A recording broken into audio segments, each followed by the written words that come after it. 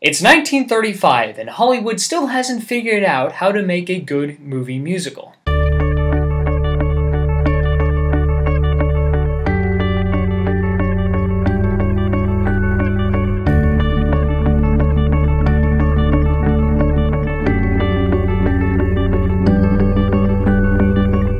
Gold Diggers of 1935. It is the fourth film in the Gold Digger series. It's not a sequel. What happens is they had a silent film called The Gold Diggers, which I guess had musical dancing stuff in it. Then they made a talkie remake in 1929 called Gold Diggers on Broadway. And then they made like a remake of that 4 years later in 1933 called Gold Diggers of 1933. It's 2 years after that. Now they're making a companion piece called Gold Diggers of 1935. It looks like they just wrote a screenplay that had the potential to be inserted with musical songs to call it a musical. And to market it, they just decided to retitle it Gold Diggers, except to differentiate it Gold Diggers of 1935. It's a brilliant marketing move if you really think about it, considering that nowadays Hollywood's doing the same thing with making tons of sequels and remakes. Taking place in the Wentworth Plaza Hotel, we have Matilda Prentice, played by Alice Brady, a matriarch who is worth $12 million, which back then was a lot of money. She's a bitch! She is that bitchy mother in the movie, and she has two children, a son and a daughter, who are both grown-ups that she brings along with them, but she still bosses them around like they're 10 years old, because she's a bitch. The daughter, played by Gloria Stewart, Anne Prentice, she's arranged to marry a rich author named T. Mosley Thorpe, who could care less. He's kind of clueless. Mr. Thorpe is writing a book, a reference book, about the history of snuff. You know, snuff, it's like, I don't think it's like meth or cocaine or anything like that. It's just like, but this is the kind of drug you would like sniff up your nose, you know, that kind of thing.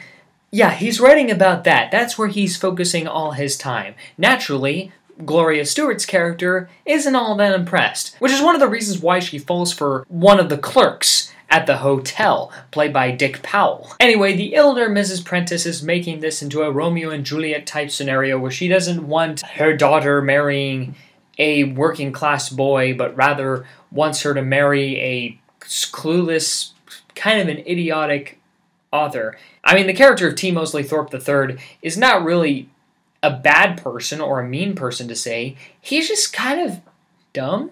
I had some low expectations going into this film. I was thinking it was going to be like the movie The Broadway Melody, which was the Best Picture winner for 1929, and I didn't like that movie that much.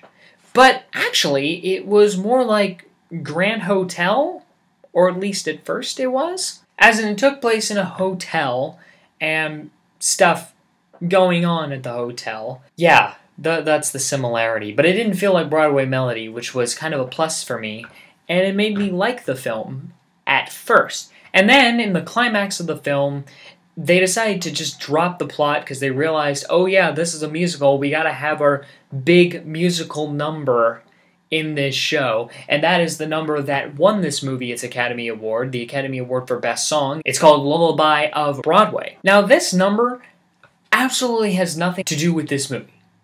It doesn't.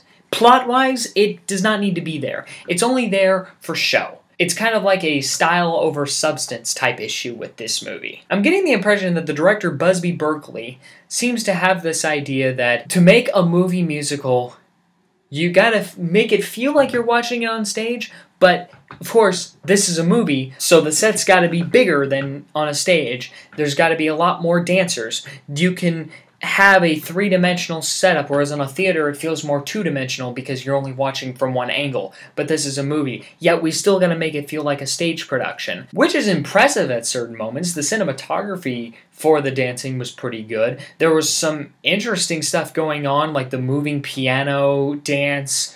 This big dance was full of different like stairways and stuff like that. From a technical standpoint, it was impressive, but I don't think they figured out how to do musicals for a movie. The strange thing about this movie is that there's only 3 songs in it. That's it. My personal favorite of this movie is I'm Going Shopping With You, because I just felt that song was charming in the sense. Lullaby of Broadway was very repetitive, and it just kept going. I felt like that scene might have been 10 to 20 minutes long. It was just very long and just dragged. Unlike musicals, or at least the kind of musicals we know today, this movie didn't have the big opening number that started the movie. It had a few chores being done at the hotel that were choreographed to the beat of the music, but there was no singing going on. There was no closing number in the end to end the show. Nothing like that. It just kind of ended. And the plot feels like it was written because they realized they were making a movie and they felt like a movie needed to have a narrative plot in there, which most movies do. Doesn't mean they have to. This movie could have just been like a concert movie if they wanted, but yeah. Was I impressed by the Academy Award-winning song? The song itself? Not really. I mean, it was okay. It wasn't crap. It was just kind of there. The plot was pretty forgettable. From a very technical standpoint for this movie is very well done. Cinematography was good, the editing was good, the music mixing was pretty well done, the sets were beautiful. It looked great, and it sounded good. It just felt like, it's not really what I was looking for in a musical. So, technically, it's fine, but nice try, guys. I feel like I'm going to have to wait until Wizard of Oz in order to get a good movie musical for once. But until then, thanks for watching, and I'll see you next time.